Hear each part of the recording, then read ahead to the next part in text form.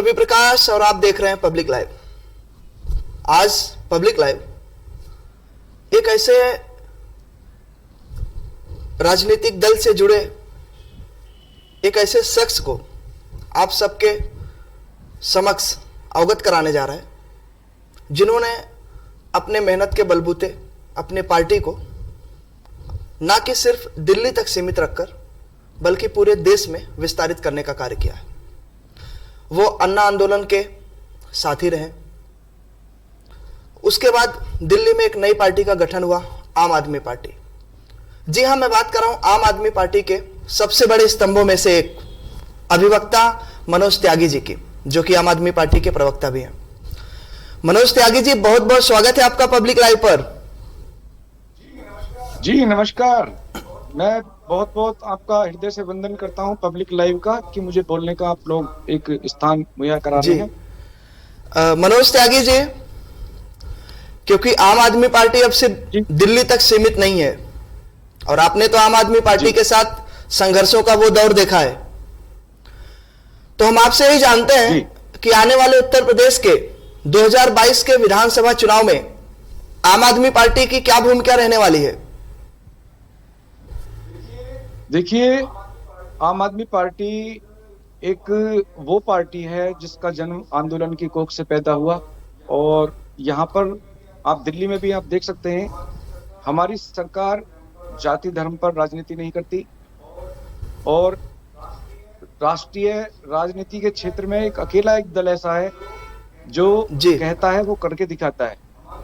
हमारी तो जो बुनियादी सुविधाएं हैं, जो बुनियादी जरूरतें हैं एक आम आदमी की, शिक्षा, चिकित्सा और तमाम तरह की जो पब्लिक से संबंधित ग्रीवांसेस होती हैं, दिल्ली में देखिए सारी चीजें ऑनलाइन कर दी गई।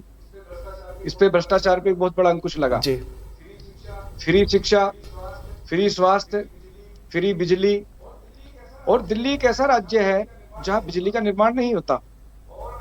और आप देखें, उत्तर प्रदेश के अंदर इतना बड़ा प्रदेश है और इतनी यहाँ पे विद्युत का भी निर्माण होता है, तमाम तरह की शुगर इंडस्ट्री है वो भी अपने यहाँ विद्युत बनाती है, लेकिन उसके बावजूद भी यहाँ पर विद्युत का रेट सबसे ज्यादा है।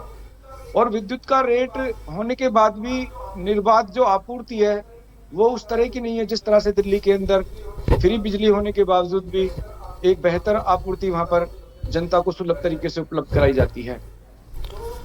तो हमारा जो चुनाव होगा वो दिल्ली के जो हमने वहां पर जन सुविधाएं दी हुई हैं उसी के रोल मॉडल के रूप में उत्तर प्रदेश में भी लागू किया जाएगा। जैसा कि अब हमारा बिजली गारंटी योजना के तहत कल ही हमारे उत्तर प्रदेश के प्रभारी माननीय राज्यसभा सांसद संजय सिंह जी गाजियाबाद के अंदर करके गए हैं, तो जनता एक आशा भरी किरण से आम आदमी पार्टी की तरफ देख रही है, क्योंकि सारे दलों को देख चुके हैं, कहीं जाति की राजनीति तो कहीं मजहब की राजनीति। और उत्तर प्रदेश तो इतना बड़ा भूभाग है कि यहाँ पर जितनी जो बुनियादी सुविधाएं हैं उनसे लोग बहुत अभी भी महरूम हैं। अभी भी जो जरूरतें हैं वो एक आम जनमानस तक नहीं पहुंच पा रही। विज्ञापनों में, अखबारों में छपकर रह जाने से नहीं होता। जब तक एक अंतिम पायदान के व्यक्ति के घर तक वो सुविधाएं ना पहुंचे, तब तक हम एक सफल लोकतंत्र नहीं मान सकते। और आज भगवान मर्यादा पुरुषोत्तम श्री राम के ऊपर राजनीतियां होती हैं। भगवान पुरुषोत्तम मर्यादा भगवान श्री राम राज्य का तो परिकल्पना यही थी कि कोई भूखा ना सहे, सभी को एक सम्मान पूर्वक जीने का अधिकार हो, सभी को समान शिक्षा, फ्री शिक्षा हो। तो इसी तरह की चीजों को लेकर आम आदमी पार्टी इसको लेकर का संकल्प है कि एक आम आदमी भी समाज की मुख्य धारा में आए और एक बेहतर जिंदगी। त्यागी जी, आपने भगवान श्री राम का नाम लिया। आपको याद होगा अरविंद केजरीवाल जब दर्शन करने आए अयोध्या में, उनके दर्शन करने के ठीक थोड़ी देर के बाद उनका एक पुराना ट्वीट वायरल हुआ।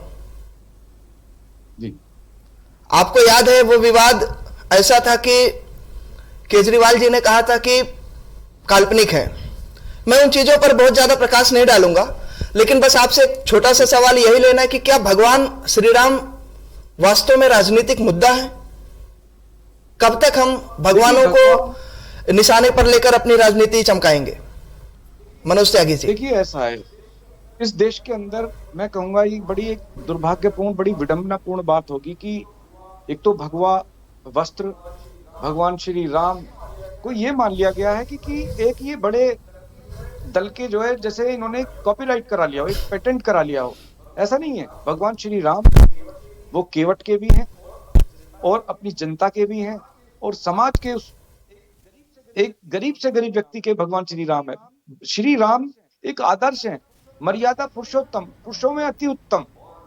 और जहां तक आपने एक ट्वीट की बात कही, जब कोई मामला न्यायालय में विचाराधीन होता है तो वो उस वक्त पता नहीं कब का लय हो सकता है, मैंने तो आज तक खैर नहीं देखा, लेकिन अब राम जन्मभूमि का मुद्दा खत्म हो चुका, वो निर्विवाद है, वहां पर कोई विवाद नहीं है।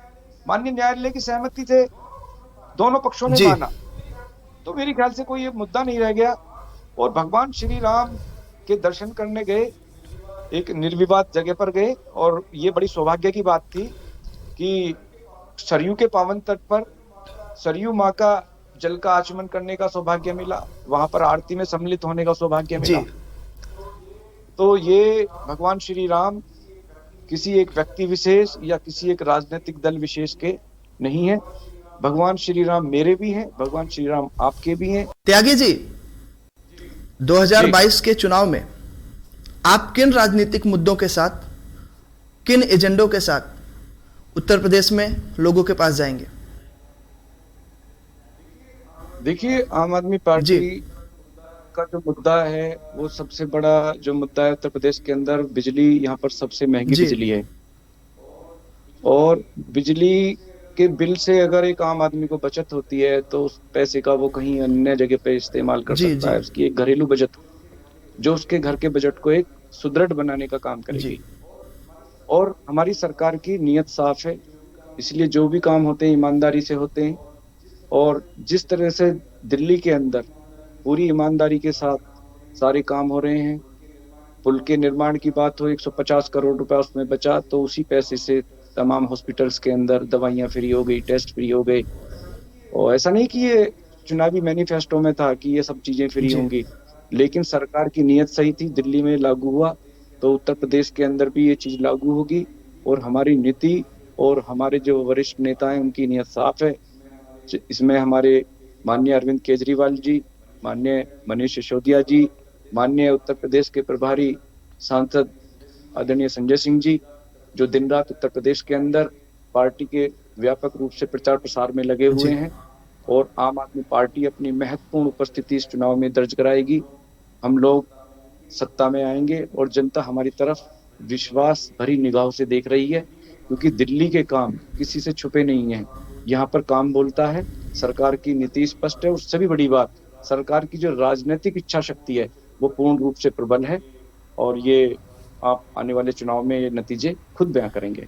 त्यागी जी, क्योंकि आप आम आदमी पार्टी के राष्ट्रीय अध्यक्ष, दिल्ली के वर्तमान मुख्यमंत्री, आप उनके सबसे करीबी हैं। आप आम आदमी पार्टी को विस्तारित करने में आपका योगदान किसी से छुपा नहीं है। तो क्या हम आपसे ये जान सकते हैं कि आम आदमी पार्टी का कोई राजनीतिक दल अपना साथी बनेगा 2022 के चुनाव में, या किसी राजनीतिक संगठन के साथ आम आदमी पार्टी गठबंधन करेगी, या फिर अकेले अपने दम पर चुनाव लड़ेगी उत्तर प्रदेश में आम आदमी पार्टी? जी त्यागी जी। देखिए ऐसा है, इस पार्टी का जो स्थापना हुआ और तमाम आंदोलन की स्ट्रेटेजी बनी वो इसी गाजियाबाद के अंदर बैठ के बनी। हम तो एक बहुत छोटे से मामूली से वॉलंटियर हैं, जब भी वॉलंटियर थे, आज भी वॉलंटियर हैं। शीर्ष नेतृत्व हम पर विश्वास करता है, जहां भी हमें पर्यवेक्षक बनाकर भेजा जाए या हमें वॉलंटियरी करने के लिए भेजा जाए, हम वहां जाते हैं। पूर्व में गए भी हैं, राजस्थान के अंदर हम केंद्रीय पर्यवेक्षक के रूप में गए। लोकसभा के चुनाव जब शुरू में हुआ था उसमें स्क्रीनिंग कमेटी में वहां इंटरव्यू चले थे लखनऊ में, उसमें भी आदरणीय अरविंद केजरीवाल जी का हम हृदय से आभार करते हैं कि उन्होंने विश्वास जताया कि हम लोगों को साक्षात्कार समिति में रखा। और जहां तक गठबंधन का सवाल है तो ये हमारा शीर्ष नेतृत्व तय करेगा किससे गठबंधन करना है, किससे नहीं। हम तो एक अनुशासित टीम के सदस्य हैं और वॉलंटियर के रूप में जहां भी हमको ड्यूटी मिलेगी वहां अपना काम पूरी मेहनत और ईमानदारी के साथ करेंगे। त्यागी जी, जी, आपकी आवाज उत्तर आ रही प्रदेश 2022 का चुनाव विधानसभा का बहुत सारे राज्य के साथ आ रहा है। है। जी, त्यागी जी, आपके पार्टी की तरफ से मुख्यमंत्री पद का चेहरा कौन होगा उत्तर प्रदेश में? 2022 के ये विधानसभा चुनाव में आम आदमी पार्टी का मुख्यमंत्री पद का चेहरा उत्तर प्रदेश के लिए कौन होगा?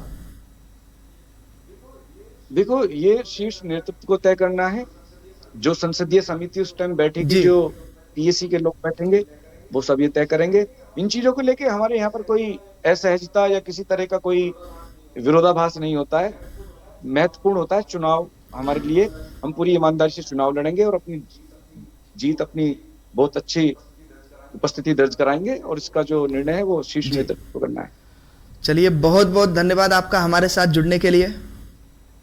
पब्लिक लाइव जी आपको जी, पब्लिक धन्यवाद। लाइव आपको और आपकी राजनीतिक पार्टी को उज्जवल भविष्य की कामना दे। बाकी अन्य खबरों के लिए आप देखते रहिए पब्लिक लाइव, आपका अपना न्यूज चैनल। धन्यवाद।